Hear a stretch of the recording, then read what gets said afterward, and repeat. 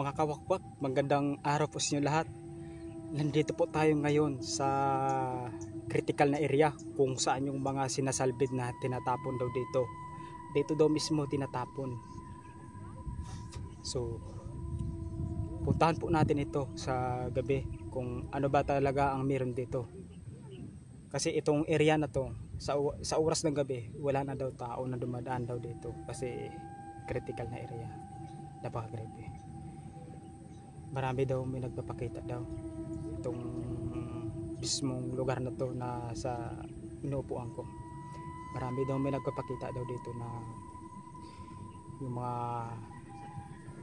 kaluluha. So grabe, napakainit po ngayon. Pumunta lang tayo dito at tinignan po natin yung lugar para malalaman po natin yung paligid dito, kung ano ba ang meron dito sa gabi.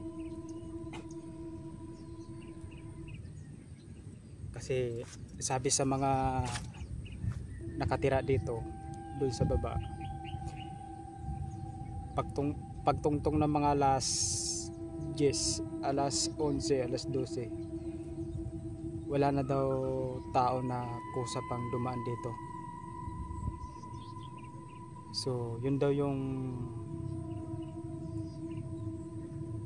yun yung ang naririnig ko sa kanila, na bakit wala ng oras, na bakit yung time na yun, mga kawakwak, kung ano ba talaga ang meron dito.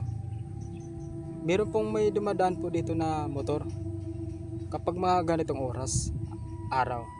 Pero sa gabi wala na, kasi yung sa mga chismis, yung sa mga balita na nakakatakot, na dito daw mismo daw may nagpapakita daw na black lady daw. Saka hindi lang yun, marami pa daw may nagpapakita daw dito. Napakatahimik po na lugar.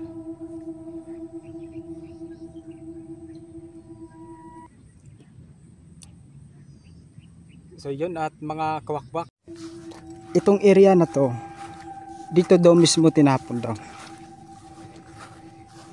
Di ba? Doon sa liblib. Puntahan po natin.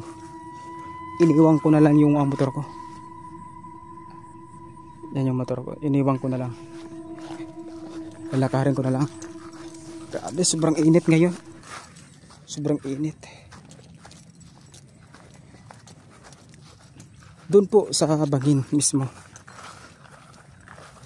libong-libong mga tao na ang sinasalbid dyan, na hindi alam, na makamag-anak, hindi, nabubulok na lang sila.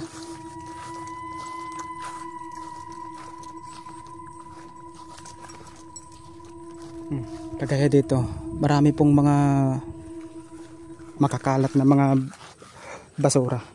Dito po mismo nangyari. Oh, diba?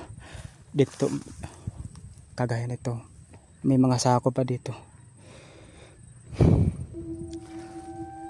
Dito po mismo nangyari, mga kawakwak.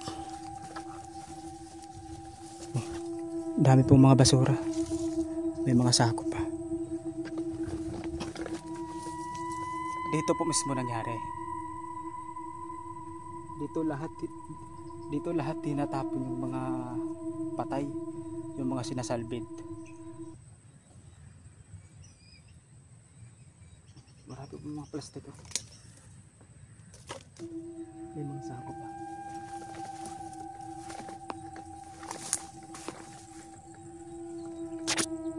Doon po sa baba, kaso lang hindi na po ako makadaan dahil sa sobrang sulok. Marami ng damo-damo. Nakikita nyo ba yan? Yung malaking punong kahoy na yan. Diyan po lahat tinatapon. Saka yung iba dito. Dito mismo sa tinatayuan ko.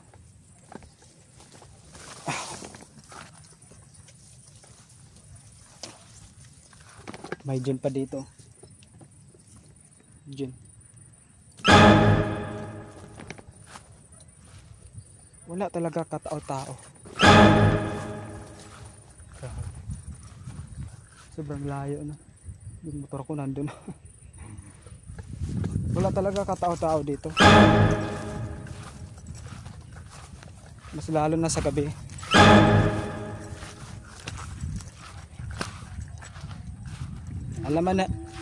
Alamin natin sa gabi kung ano ba ang meron dito.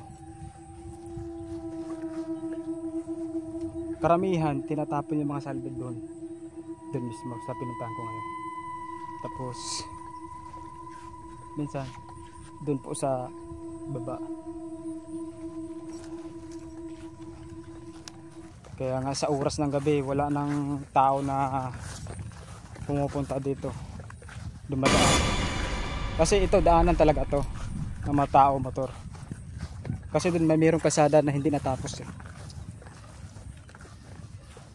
Sa oras ng gabi talagang wala na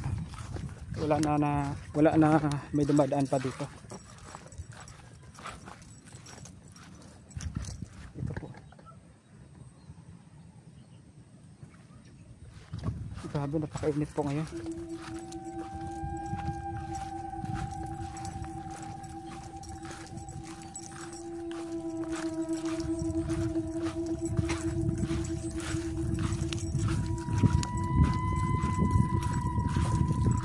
May aso pa dito. Tete.